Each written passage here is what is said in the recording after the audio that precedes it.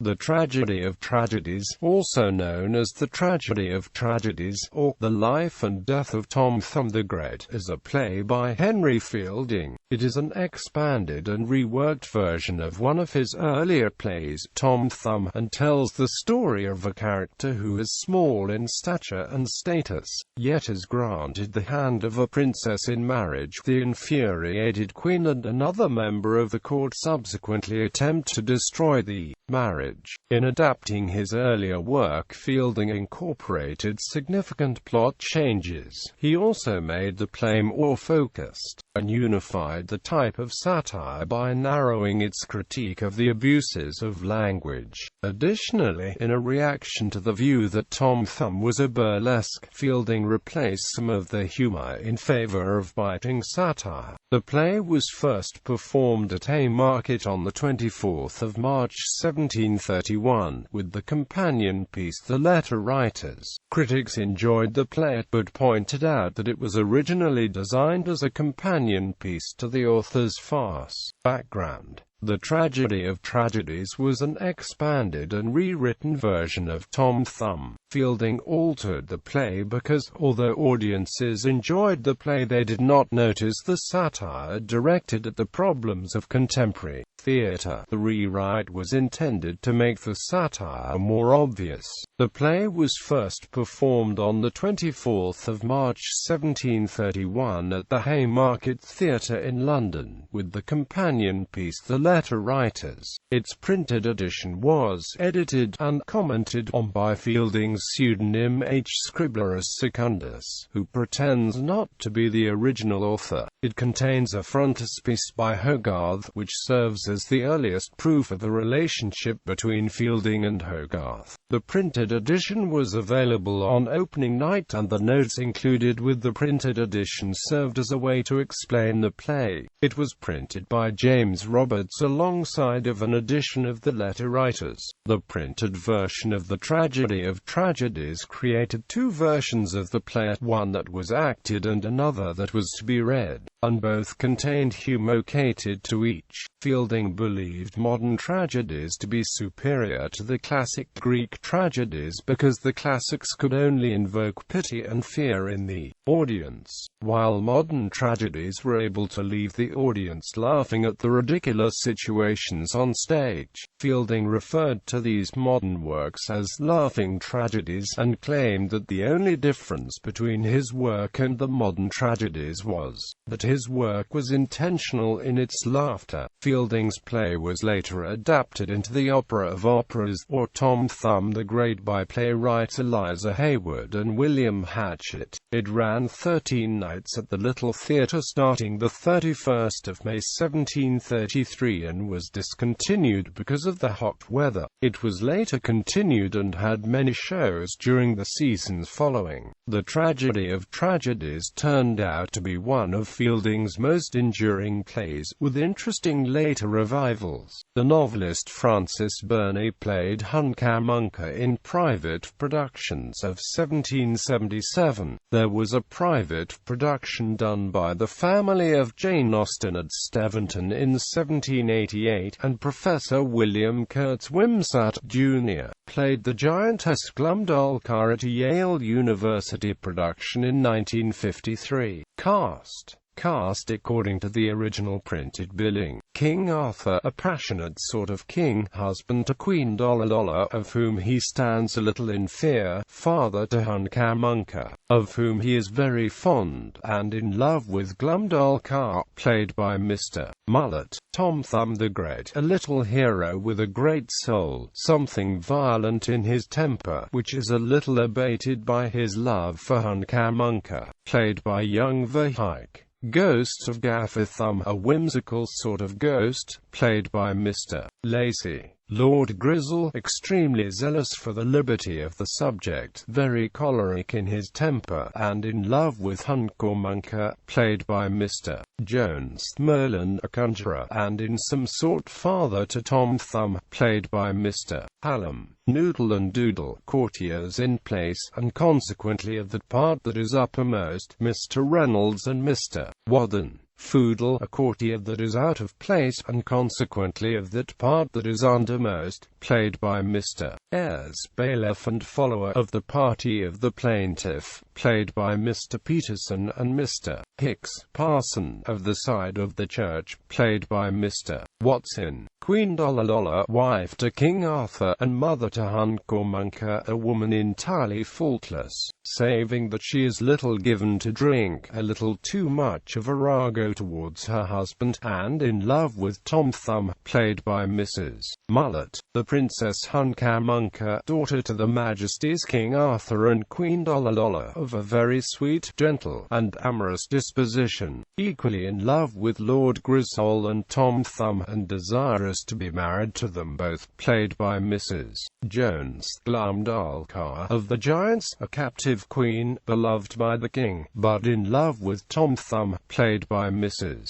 Dove. Cleora and Mistasha, maids of honor, in love with Noodle. Doodle. Unlisted. Other characters include courtiers, guards, rebels, drums, trumpets, thunder and lightning. Plot. There is little difference between the general plot outline of Tom Thumb and the Tragedy of Tragedies, but Fielding does make significant changes. He completely removed a scene in which two doctors discuss Tom Thumb's death, and in doing so unified the type of satire that he was working on. He narrowed his critique to abuses of language produced only by individuals subconsciously, and not by frauds like the doctors. As for the rest of the play, Fielding expanded scenes, added characters, and turned the work into a three-act play. Merlin is added to the plot to prophesize Tom's end. In addition, Grisel becomes Tom's rival for Huncamunca's heart, and a giantess named Glumdalcar is added as a second love interest for both King Arthur and Tom. As the play progresses, Tom is not killed by Grisel, but instead defeats him. However, Tom is killed by a giant, murderous cow off stage, the news of which prompts a killing spree, leaving 7 dead bodies littered on stage and the king alone, left to boast that he is the last to fall, right before stabbing himself. The ghost of Tom in Tom Thumb is replaced by the ghost of Gaffer Thumb, Tom's father. Variorum. Fielding gives special emphasis to the printed version of the Tragedy of Tragedies by including notes and making it his only printed play that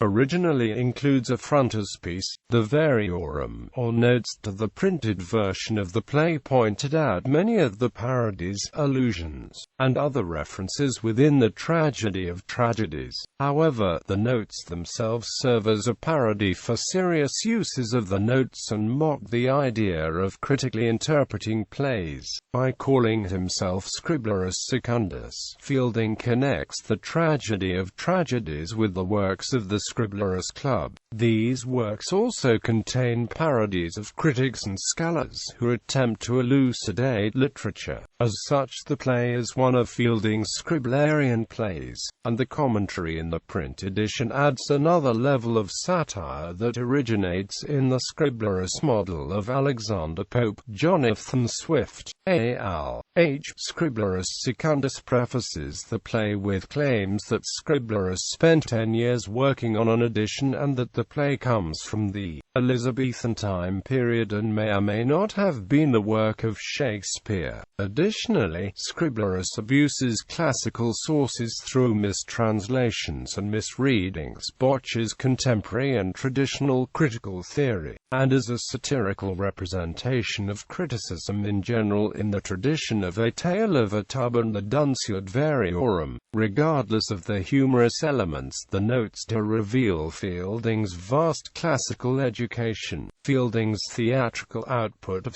1730-1 shows that the assumption of the Scriblerian persona may have had an opportunist character. though Fielding was happy to share in some of the fame and power of Pope and Swift at the peak, and to borrow some of the themes and techniques, he never agreed wholeheartedly with the cultural or political aims. In his poetry of the period, Fielding distanced himself from the Toryism and misanthropy of Poe, and it has been suggested that the surface affiliation of the Tragedy of Tragedies with the writing of the Scriblerus Club masks real antipathy. However, Fielding's use of the Scriblerus name doesn't seem to have been resented by its creators. Swift reportedly praised Fielding as a wit, saying that he had laughed only twice in his life, the second instance being the circumstance of Tom Thumb's killing the ghost in the quick accumulation of corpses that closes the play. Pope may have echoed Fielding in the expanded four-book Dunciad of 1743, which suggests memories of Fielding's the author's farce in some of the methods it uses to satirize the garish culture of the time. Themes.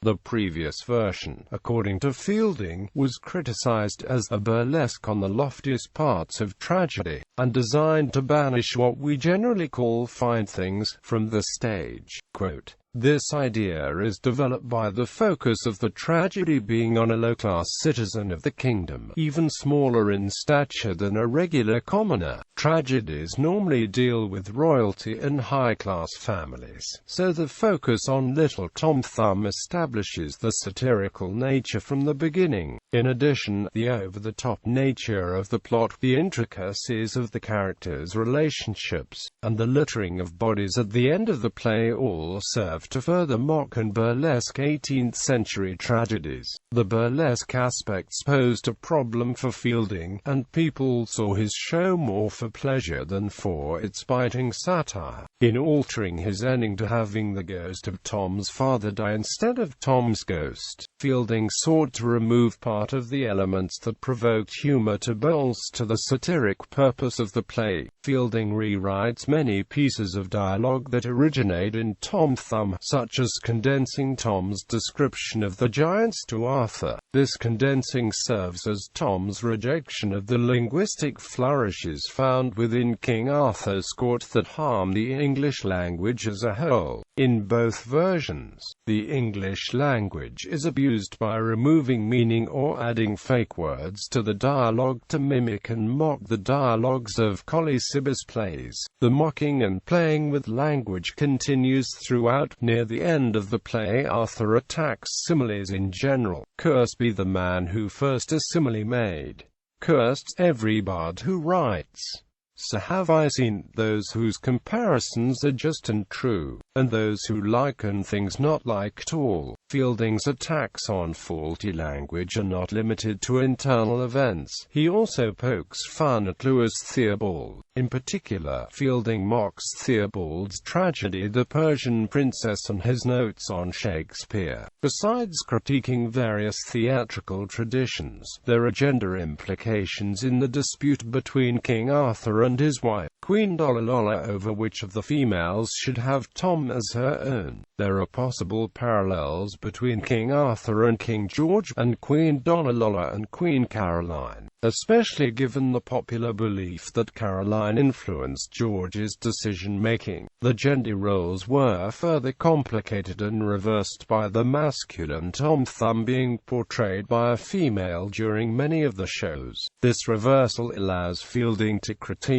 the traditional understanding of a hero within tragedy and gender roles in general. Hogarth's frontispiece reinforces what Fielding is attempting within the Tragedy of Tragedies by having the hero, Tom Thumb, unable to act as the two females, take the dominant role and fight amongst themselves. Ultimately, gender was a way to comment on economics, literature, politics, and society as a whole, along with reinforcing the mock-heroic nature of the play. Critical response. The Daily Post stated in April 1731 that there was a high demand to see the play. Notable individuals who attended the play, according to the 3rd of May Daily Post, included Princess Amelia and Princess Caroline. Such a tendency and popularity among members of the royal court suggest that Fielding was not using the play to subtly criticize them. F. Holmes Dutton argues that, as a burlesque of the heroics of Dryden and his school, the Tragedy of Tragedies is a singularly systematic, as well as brilliantly clever, performance. The Battestons believe that the Tragedy of Tragedies, although circumstances prevented a run as prolonged as that of Tom Thumb a year earlier, was just as successful as its shorter, less elegant predecessor. Albert J. Rivero opposes the critical focus on the Tragedy of Tragedies instead of its predecessor, Tom Thumb, because this oversight ignores how the play originated as a companion piece to the author's farce.